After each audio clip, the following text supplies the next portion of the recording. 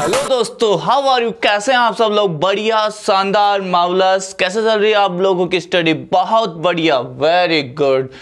Today we are going to discuss about unit and dimensions of some physical constant. आइए, कुछ ऐसे constant हैं जिनके बारे में बात करना बहुत ज़रूरी है। तो पहला ही आता है यूनिवर्सल गैस कांस्टेंट।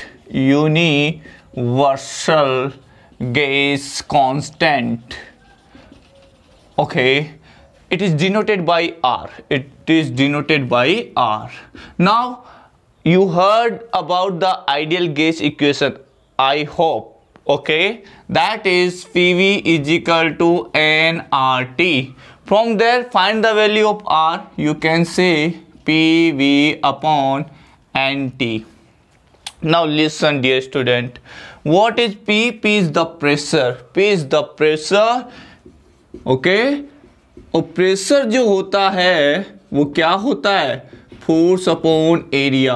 और V is the volume. Volume का यूनिट क्या होता है भैया? मीटर क्यूब, है ना। और इसका जो यूनिट होगा वो क्या हो जाएगा? इसका जो यूनिट होगा फोर्स अपॉन एरिया, तो इसका हो जाएगा न्यूटन पर मीटर स्क्वायर। तो प्रेशर इंटू वॉल्यूम क्या हो गया? प्रेशर इंटू वॉल्यूम करोगे newton metre square into divide by में मल्टीप्लाई में metre cube. Metre square cancel हो जाएगा, मीटर रह जाएगा। न्यूटन मीटर क्या होता है भैया? जूल। क्या होता है? जूल। तो याद रखना हमेशा pressure into volume work done होता है। प्रेशर इंटू वॉल्यूम क्या होता है? वर्क डन होता है, W, ओके। याद रखिएगा ये क्या होता है? वर्क डन होता है प्रेशर इंटू वॉल्यूम, क्योंकि इसका यूनिट आया है इक्विवेलेंट जूल, और जूल किसका होता है? एनर्जी ऑफ वर्क डन का। तो ऊपर आपका जो इसका SI यूनिट आ जाएगा, SI यूनिट क्या आ जाएगा यहाँ से? सर ये हो गया जूल डिवाइड बाय N क्या है? Mole, number of mole. तो it is written by M all mole, and T is the temperature. तो टेम्परेचर का SI यूनिट होता है केल्विन। Got the point? तो joule per kelvin, mole kelvin, it is the unit of the universal gas constant. Dimension की बात करें तो what is the dimension? फटाफट से बता दे डियर स्टूडेंट, आप सब लोगों को मालूम है। क्या मालूम है? यही कि सर जूल का तो होता है M1 L2 T-2, am I right? बिल्कुल यही होता है सर। डिवाइड मोल का MOL, केल्विन का K1. So from here you can write M1 L2 T-2 mole inverse K inverse. This is the dimension of universal gas constant. I hope you like पूरा operation किया है। Please like करें, share करें जितना हो सके, और कमेंट जरूर करें। Yes dear student, next है Boltzmann constant. You know thermal energy या thermal kinetic energy can be written as E thermal is equal to half KT। ये किस तरह से लिखा जाता है? Half KT। इसको KB से भी डिनोट करते हैं, यू कैन से KB। और simple F/2, F is the degree of freedom. जानेंगे आप इसके बारे में, डोंट वरी। फिलहाल आप ये देखें E is equal to KBT, और सिंपल 1 ले लो यार, ठीक है। डिग्री ऑफ फ्रीडम 1 2 3 नंबर ही होता है, 1/2 KBT। तो यहाँ से KB की वैल्यू क्या आ जाएगी? Energy divide by temperature. तो ऐसा यूनिट क्या हो गया? टेल मी ऐसा यूनिट।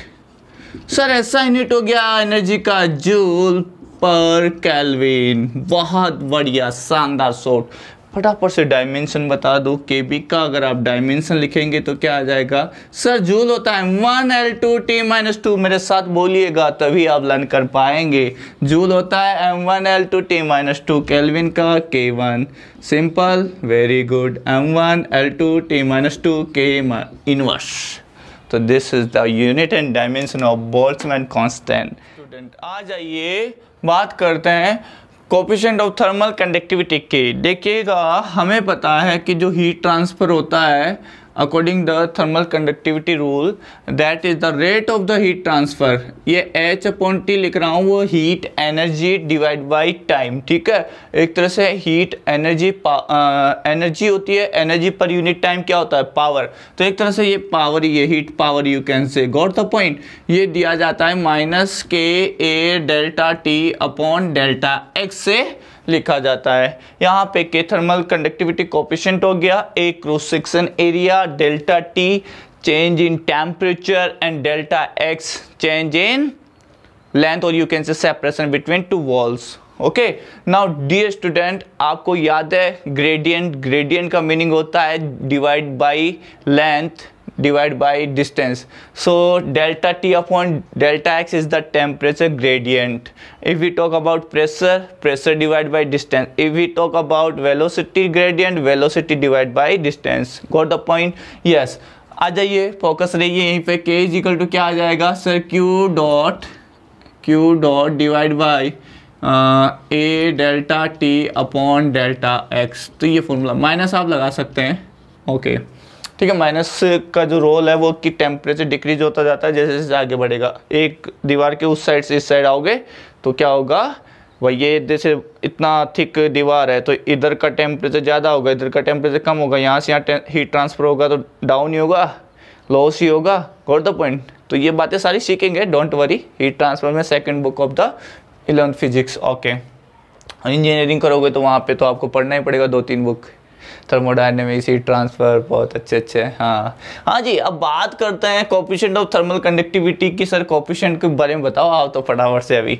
हाँ, ऐसा यूनिट क्या आ जाएगा सर, ऐसा यूनिट इसका आ जाएगा। देखो ये पावर मैंने बताया कि पावर कैसे है, तो पावर का होता है वाट डिवाइड बाई, और एरिया होता है metre square.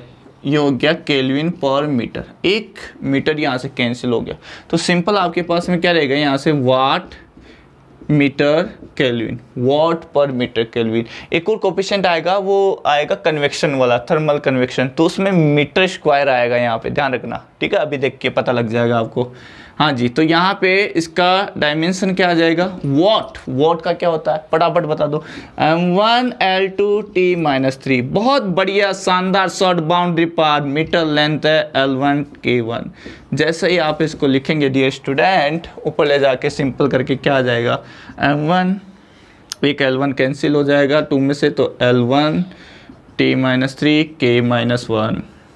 am I right? बहुत बढ़िया, बने रहिए, लाइक कीजिए। Yes magic, wipe the board. Yes dear student, आ जाइए। Thank you magic. Yes, for मिटाया है ना, रब किया है मैजिक ने इसलिए। जी अच्छा जी। कोएफिशिएंट ऑफ थर्मल कन्वेक्शन, देखो conduction, convection, radiation, heat transfer के ये मोड है कि इन मोड में ये ट्रांसफर हो सकता है हीट एनर्जी। कैसे? रेडिएशन से तो सन आ ही रहा है। कंडक्शन, आप मिल्क को जब गर्म करते हो, ठीक है, तो वो चम्मच भी, स्पून भी क्या हो जाता है, हॉट हो जाता है पीछे से, ठीक है। हाँ जी, वो कंडक्शन हो गया। कन्वेक्शन की अगर मैं बात करूँ तो एयर आ रही है, ठीक है, एयर आ रही है, अगर ठंडी जगह से आ रही है, कहीं पे पानी आनी आपने छिड़काव किया, स्प्रे किया हुआ है, तो वहाँ से एयर आएगी, वो ठंडी होगी, that is the convection. Got the point? ऐसे आप दूर से आग सेक रहे हो सर्दियों में, तो वो कन्वेक्शन के लिए होता है मेजॉरिटी पार्ट। रेडिएशन भी होता है इसमें, रेडिएशन तो ऊपर जाता है सीधा। Got the point? हाँ जी, चलते हैं इसके बारे में, वो आप डिटेल में पढ़ेंगे। अभी तो आप थोड़ा सा इंट्रोडक्शन चलते चलो, यूनिट और डायमेंशन अपना फोकस है। हाँ जी, तो यहाँ से थर्मल कन्वेक्शन की बात करें, एच, तो देखो इसका भी यही होता है, heat transfer rate. Heat transfer rate मतलब H/T, पावर ही हो गया, ठीक है, एक तरह से क्या हो गया, पावर ही हो गया, ठीक है, heat energy transfer.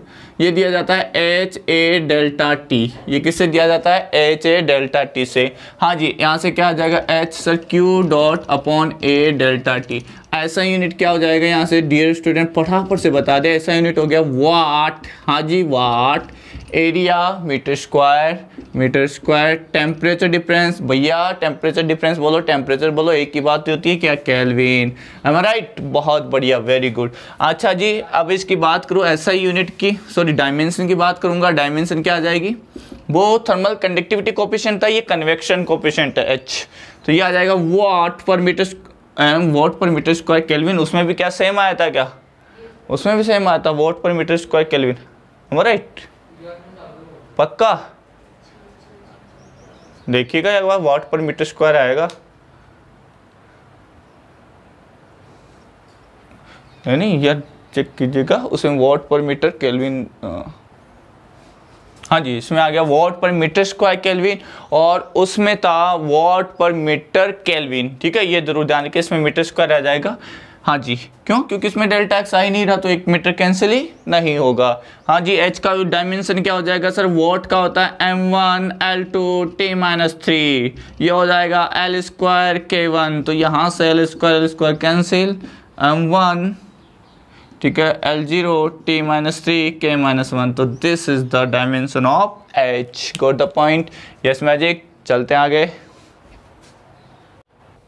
Yes dear student, आ जाइए फटाफट से। नेक्स्ट जो है स्टीफन कांस्टेंट, ये भी हीट रेडिएशन से है। हमने कंडक्शन की बात की, कन्वेक्शन की बात की, अब है रेडिएशन की। तो heat energy due to radiation is given by, तो हीट एनर्जी दी जाती है, heat energy transfer rate, heat energy transfer rate, ठीक है, ड्यू टू रेडिएशन, वो ऐसे दी जाती है। सर कैसे दी जाती है? वो लिखी जाती है, यहाँ से आप लिख सकते हैं वही Q डॉट यानी H upon T is equal to sigma A delta T की पावर 4। ठीक है, तो वो ऐसा लिखी जाती है यहाँ से, sigma A delta T upon sigma, पता ही है स्टीफन कांस्टेंट, ए क्रॉस सेक्शन एरिया, ए क्रॉस सेक्शन सरफेस एरिया है यहाँ पे। हाँ, डेल्टा टी क्या है यहाँ पे? Change in temperature with respect to surrounding. Okay, change in temperature with respect to surrounding, T minus T naught you can say, T naught is the temperature of surrounding। हाँ जी, चलो ठीक है, यहाँ से फटाफट से सिग्मा की वैल्यू, तो फॉर्मूला लिख देते हैं सर, Q डॉट पावर ही है एक तरह से, divide by area delta T की पावर 4। सिंपल बता दो भैया, ऐसा यूनिट क्या हो जाएगी स्टीफन साहब की? स्टीफन साहब की सर वही पावर है Q dot, very good, watt divide by area कितना हो गया? मीटर स्क्वायर, ये हो गया केल्विन की पावर 4, वॉट पर मीटर स्क्वायर केल्विन की पावर 4। Very good. नेक्स्ट तो इसका मैं डायमेंशन बात करूंगा, डायमेंशन क्या आ जाएगा सर?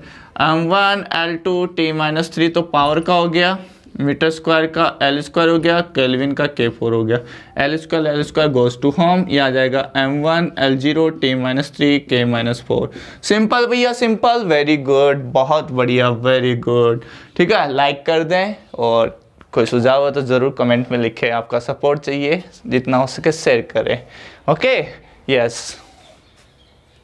तो स्टूडेंट नेक्स्ट है वीन्स डिस्प्लेसमेंट कांस्टेंट बी, ये भी रेडिएशन से रिलेटेड है कि मैक्सिमम जो वेवलेंथ होती है वो गिवन होती है रेडिएशन में by this formula, lambda is equal to B T, lambda is equal to B T. तो यहाँ से सिंपल है, ये आ जाएगा lambda upon T, lambda wavelength होता है। अब ये वेवलेंथ है तो लेंथ ही, ये क्या है तो लेंथ ही, लेंथ है तो इसका यूनिट क्या हो जाएगा? फटाफट से बता दें, ऐसा यूनिट की अगर मैं बात करूँ तो ये हो जाएगा मीटर, और टेम्परेचर क्या हो जाएगा? केल्विन। बहुत बढ़िया, वेरी गुड, शानदार शॉट। ये आईएनजी क्यों लगाते हो भैया? हाँ जी सर, ये मीटर है तो लेंथ है L1, और ये केल्विन तो K-1। सिंपल है, बताओ बच्चों, बिल्कुल सिंपल है अगर आप प्लेनेट ऑफ फिजिक्स के साथ बने रहेंगे। Very good, yes. चलते हैं आगे।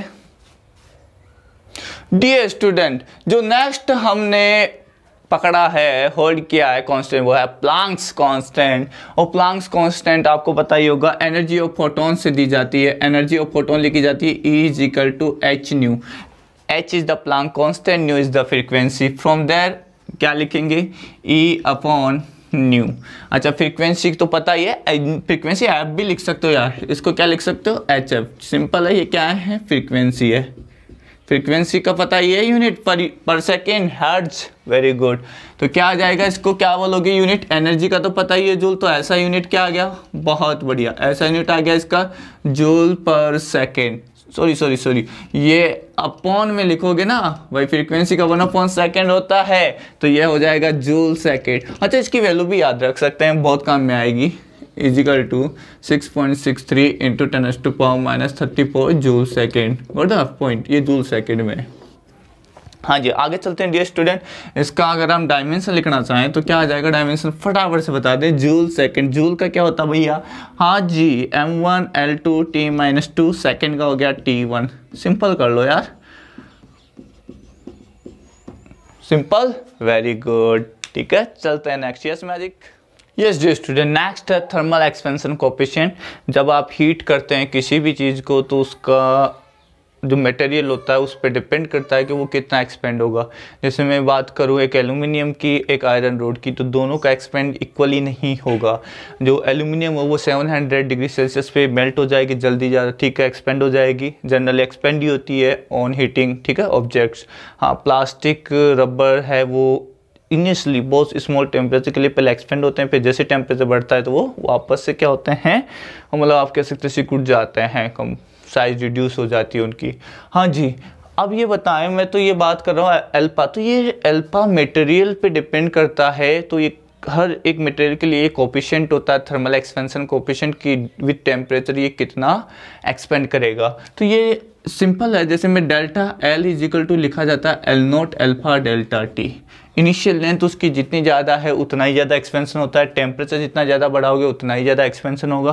तो अल्फा यहाँ से आ गया change in length upon original length, ठीक है, एल नॉट और इनटू डेल्टा टी। तो what is the SI unit? Simple है सर, हम बता सकते हैं एसआई यूनिट क्या है।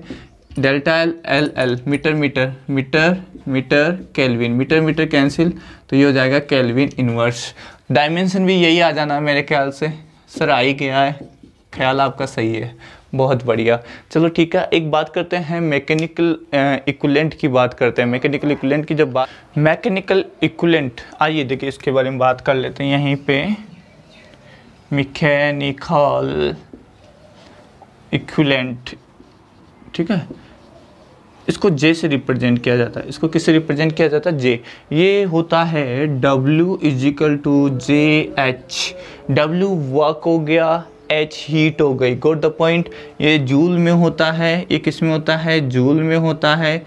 ये किस में होता है? कैलोरी में होता है, ठीक है। तो J जो इसका यूनिट आ जाएगा वो क्या आ जाएगा डियर स्टूडेंट? इसका यूनिट आ जाएगा सर जूल पर कैलोरी, जूल पर कैलोरी, ठीक है। अच्छा, फॉर्मूला तो ये जे अपॉन एच, ये W अपॉन एच आ जाएगा। अगर मैं बात करूँ फॉर्मूले की, W अपॉन एच, जूल पर कैलोरी ये यूनिट है। लेकिन ये ऐसा यूनिट नहीं है, क्यों? कैलोरी एक ऐसा यूनिट नहीं है। ये कैलोरी, 1 कैलोरी आप जानते हैं कितना होता है? 1 कैलोरी में 4.2 जूल होता है, 4.2 जूल होता है। 1 कैलोरी में 4.2 जूल होते हैं, ये चीज़ को आप ज़रूर ध्यान रखें, ठीक है। तो यहाँ से कैलोरी बड़ी यूनिट है ना एनर्जी की।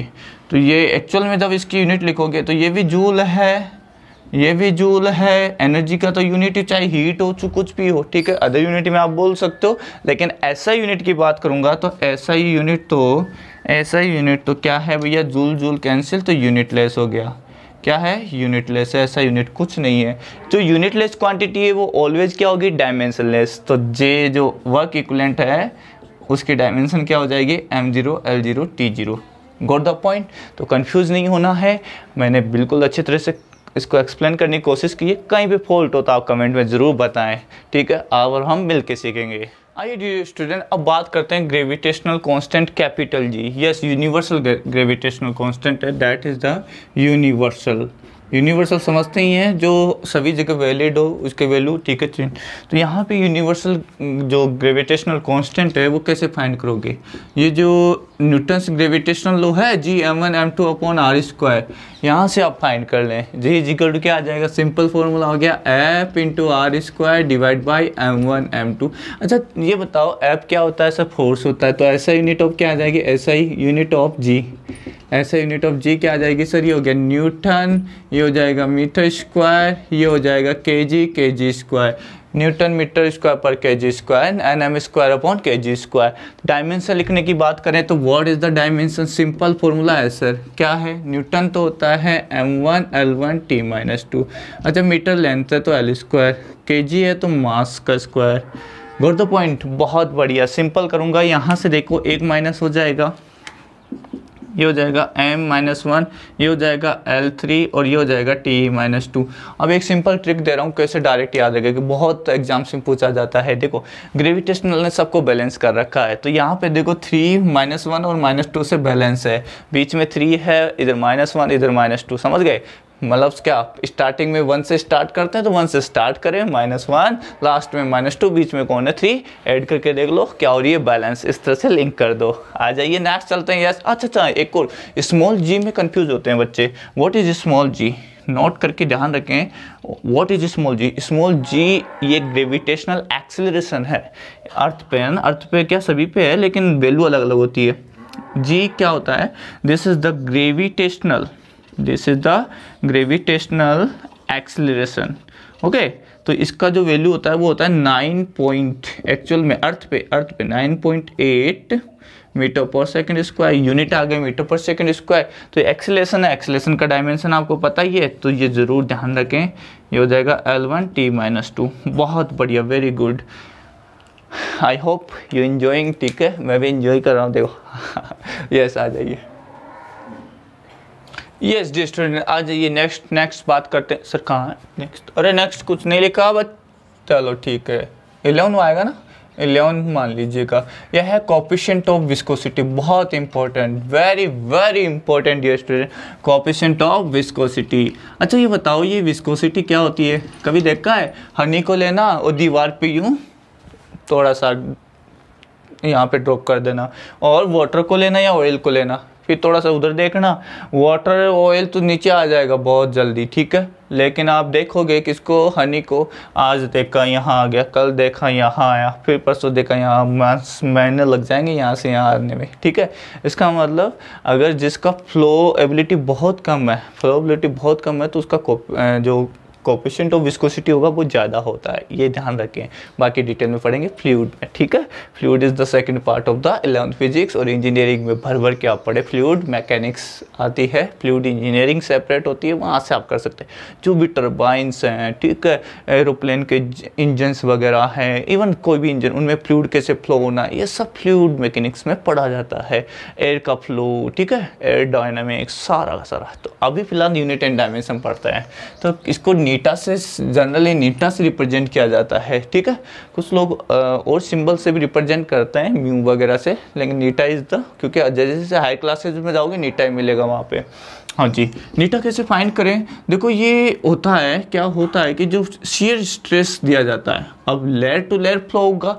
अगर लेयर टू लेयर फ्लो होगा तो एक लेयर दूसरी लेयर को क्या करेगी, रजिस्ट, तो वहाँ पे शियर स्ट्रेस लगता है। अब आपको ये वर्ड थोड़े से अजीब लगते हैं, लेकिन याद रखिएगा, जैसे गाजर छिली, आलू छिला है, ठीक है, तो वो सरफेस ऐसे पैरेलल टू सरफेस आपने फोर्स लगाया, that is the shearing, okay, shear stress. ऐसे फ्लूइड के लेयर टू लेयर फ्लो होता है, तो वहाँ पे भी शियर स्ट्रेस अप्लाई करता है। इसको बोलते हैं टाउ। ये होता है नीटा ए dV/dx।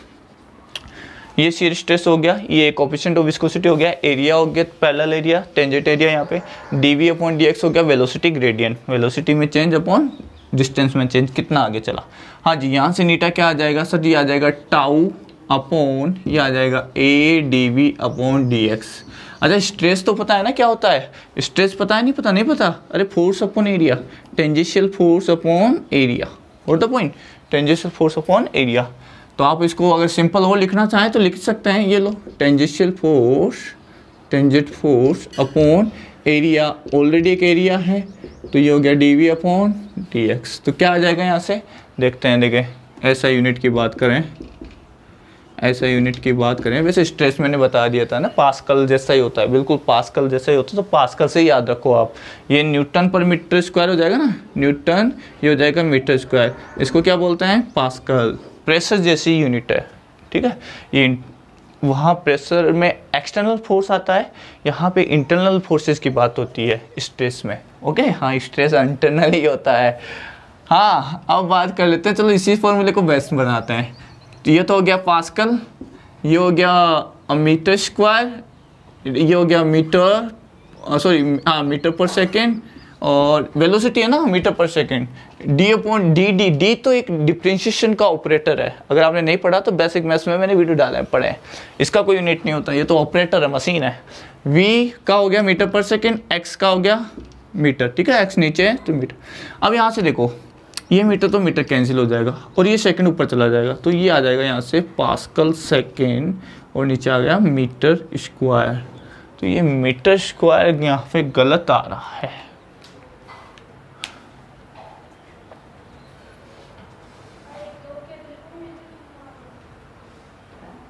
करेक्ट कीजिए, क्योंकि वो मैंने फोर्स अपॉन एरिया यहाँ पे यूज़ ले लिया है शियर स्ट्रेस में, तो वो एरिया यहाँ नहीं आएगा।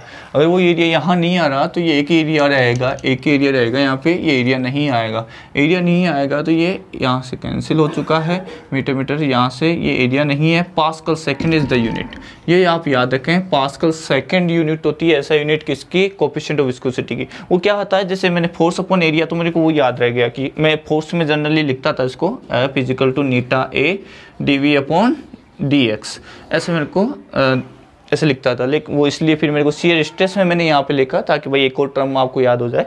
तो वो एरिया मैंने यहाँ डिवाइड कर दूंगा तो एफ अपॉन टी क्या हो जाएगा, टाउ हो जाएगा। एफ अपॉन टी को क्या बोलते हैं, टाउ। तो वहाँ से वो डिवाइड करने पे टाउ में कन्वर्ट हो गया था।